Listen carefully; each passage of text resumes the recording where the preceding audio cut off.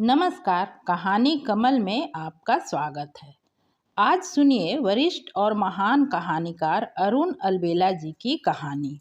आप दिल्ली प्रेस की लगभग सभी पत्र पत्रिकाओं में लगातार प्रकाशित होते रहे हैं। कई पुरस्कार और सम्मान आपके नाम है। वैसे अलबेला जी अब हमारे बीच नहीं हैं, पर किसी भी कलमकार या कलाकार का अंत नहीं होता। वो अपनी कीर्तियों के द्वारा सदा ही जीवित रहते हैं। तो आइए अलबेला जी को याद करते हुए उनकी कलम से निकली इस कहानी का आनंद लेते हैं। कहानी पसंद आए तो लाइक करें और चैनल को सब्सक्राइब करना बिल्कुल ना भूलें।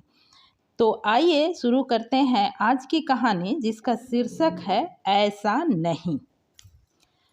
आभा उत्सुकतावश अखबार का अवलोकन करने लगी। प्रवेशिका का परीक्षा फल प्रकाशित हुआ था। उसके हृदय प्रवेश में तूफान सा उठने लगा कि कहीं अनुत्तीर्ण हो गई तो क्या मुंह दिखाने योग्य रहेगी। शर्म के मारे घर से बाहर कदम कैसे रख सकेगी। मम्मी पापा के सामने कैसे जाएगी। दीदी जीजाजी को क्या पत्र लिखेगी। सबको क्या बता सकेगी कि अनुत्तीर्ण हो गई है। उसके हाथ पांव कांपने लगे, सांस तेज चलने लगे, आंखों के सामने अंधकार छाने लगा। विद्यालय का नाम तेजी से खोजने लगी। यह रहा। सहपाठिन सोमी ने सहायता की। क्रमांक ना प्रथम श्रेणी में, ना द्वितीय श्रेणी में, ना तृतीय श्रेणी में, अर्थात उत्तीर्ण नहीं। हृदय प्रवेश में तूफान ने बलुआही भंवर बनाना शुरू किया, मानो वह भंवर की चपेट में आ गई हो। प्रथम श्रेणी में अपना क्रमांक देख सोमी घर की ओर भागी। आभा भावनाओं से प्रताड़ित हो बिस्तर पर गिरकर अश्रु प्रवाहित करने लगी। उसकी उम्र ही क्या थी, यही 16 साल ही तो। लगा तप्त शलाका उसके हृदय में टकराई हो। वह उसे सहन नहीं कर पाई और अर्धविक्षिप्त होने लगी। आभा, मम्मी की आवाज़ सुनाई पड़ी, पर अपनी आवाज़ को निरुत्तर पाकर मम्मी समझ गई। झल्लाई, क्यों रोती है? जैसा बोया है वैसा काटो। आभा गहन चिंतन में खो गई। अनुत्तीर्ण कैसे हो गई? प्रश्नोत्तर सही सही लिखे थे। हाँ, गणित भौतिक में कुछ खटका हुआ था, पर उतना बुरा तो न था। वह मम्मी पापा के विश्वास का अब क्या करे। उसे उत्तम श्रेणी में उत्तीर्ण होने की पूर्ण आशा थी। उन्हें आशान्वित होने का एक कारण भी था, जिसे मम्मी पापा हृदय में लेकर भविष्य के सपने बुन रहे थे। सपने टूटने से क्या वे तानों के तीरों से उसे वेदना शुरू नहीं करेंगे? पर क्या दोष उनका नहीं है? क्या सारा दोष आभा का है? नहीं, एकदम नहीं। मम्मी पापा ने उसके दिमाग पर चिंतन का अतिरिक्त बोझ रख छोड़ा है। इसी उम्र में वे उसका विवाह हेतु वर तलाशने लगे हैं। तर्क देते हैं अधिक उम्र होने पर लड़के नहीं मिलते, मिलते हैं तो लाखों की मांग करते हैं। हम मध्यम वर्गीय हैं, सक्षम नहीं हैं। पापा कहते हैं मैं कारखाने में मजदूर वर्ग से हूँ, ऊपर से 5 पुत्रियों का अभागा पिता। अवकाश पूर्व निश्चिंत हो जाऊं तो हरिद्वार में गंगा स्नान के बराबर। पापा जी एक पुत्र की आशा में 5 पुत्रियों के पिता बन गए थे। हीरे की खोज में पहाड़ तोड़ते चले थे, ना तोड़ पाए। बड़की और छुटकी का विवाह अभावग्रस्त परिवार में किया था। मंझली का एक नज़दीकी रिश्तेदार के सहयोग से खाते पीते परिवार में चौथी है आभा। वह उससे भी शीघ्र निबट लेना चाहते हैं। उसी फिराक में जूते घिसते रहते हैं। अवकाश के 2 वर्ष रह गए थे। इसी वर्ष में ही विचार था कि अवकाश प्राप्ति के पश्चात 5वीं से निपटेंगे। उनकी दौड़ धूप का कठोर प्रभाव आभा के कोमल मन मस्तिष्क पर वज्रघात सा होता था। वह सोचती, पापा मुझे उच्च शिक्षा प्रदान करना नहीं चाहते। बड़की दीदी 8वीं कक्षा उत्तीर्ण होते ही ब्याह दी गई। मंझली और छुटकी दीदी को प्रवेशिका प्रथम श्रेणी से उत्तीर्ण करने पर भी आगे पढ़ने का अवसर नहीं दिया गया। कॉलेज दूर होने, लड़कों द्वारा बस में छेड़खानी करने की बात कहकर दबाया गया। बड़की छुटकी दीदी का दाम्पत्य जीवन सुखमय नहीं है, अभावों में जीना पड़ता है। बड़े जीजा बेरोजगार से त्रस्त होकर ट्यूशन से उतनी आमदनी नहीं कर पाते कि गृहस्थी सुख से चले। मेहनत मजदूरी का काम उनसे होता नहीं। छोटे जीजा मेहनत मजदूरी करके भी धनोपार्जन में पीछे ही रह जाते हैं। उलाहनों के शिकार होकर कैसे भी अभिभावकों के अधिकार तले जीते हैं।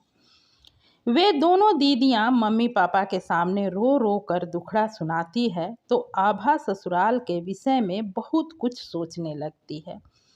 सास ससुर, देवर ननद फूलों की डाल पर लगे कांटों से लगने लगते हैं।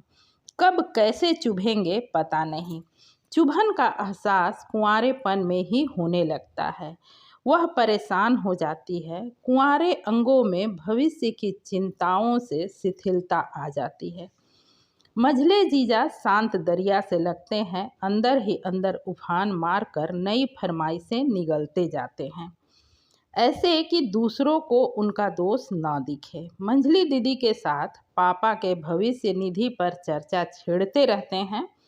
अंदर ही अंदर रिश्ता दरकता रहता है। पापा को अभी आभा के साथ साथ 5वीं की भी चिंता सताए रहती है। आभा यदा कदा ससुराल में होती बहुओं की यातनाओं के विषय में सोचकर पागल हुए रहती है। पुस्तकों को आंखों पर रख पढ़ने का बहाना कर पड़ी रहती है और कुंठित होती जाती है।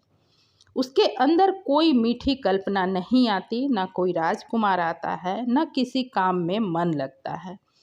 तब मम्मी के ताने सुनती, पापा के उलाहनों से भी न बचती। कम से कम प्रथम श्रेणी से प्रवेशिका तो करे कि मुझे विवाह हेतु बात चलाने की सुविधा रहे। आभा उठी, जी चाहा पुनः अखबार पलटकर परिणाम देखे, गलत तो नहीं देख लिया। जी चाहा चीख कर कहे, जानबूझकर कम नंबर दिया गया है।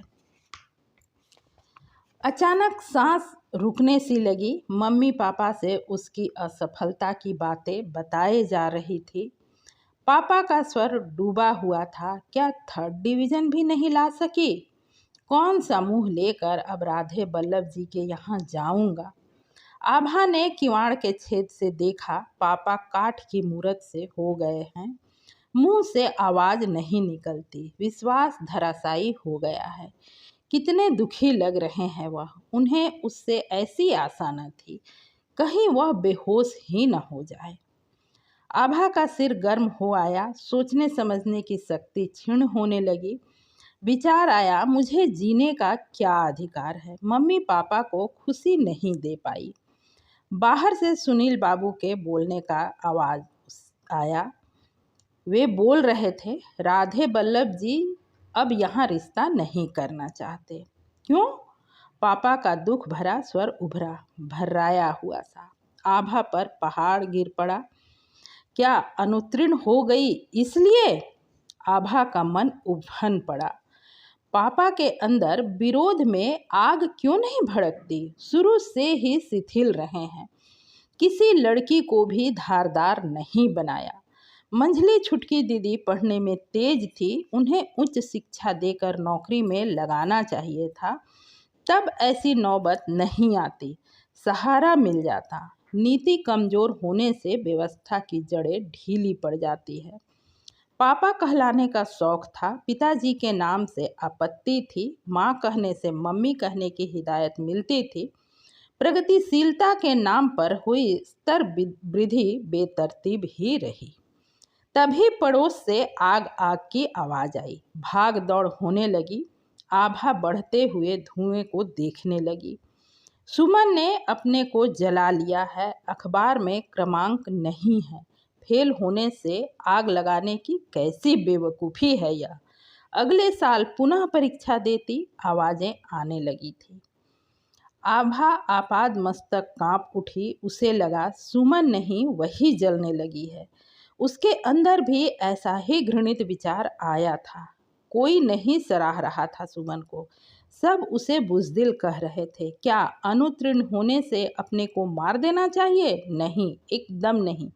जीवन इसलिए तो नहीं मिला। तभी मम्मी दौड़ती हुई आई, आभा को छाती से लगाते हुए रोने लगी। ना मेरी बिटिया ना, तू ऐसा कभी न करना। पता है मोहम्मद गौरी 17 बार हारा था, पर निरंतर विजय का प्रयास करता रहा। सुमन मानसिक रूप से भी रोगग्रस्त हो गई होगी, ऐसा ही लगता है। पापा भी बोले, ऐसी निराशा ठीक नहीं। आभा को कुछ शांति मिली, जरा भी व्यंग नहीं था इन बातों में। यदि उसने सुमन सा अपराध किया होता तो उन पर क्या गुजरती। लोग क्या क्या नहीं कह रहे हैं, आशंकाएं उछल रही है। सुमन को किसी से प्यार होगा, उधर से भी असफल हुई होगी और इधर भी फेल हो गई, निराशा से जल मरी। हो सकता है माँ बाप ने ही आग लगा दी हो, कहीं उसके पेट में किसी का अंकुर तो नहीं था, और भी न जाने क्या क्या। ऐसी ही बातें होती ना आभा के विषय में भी।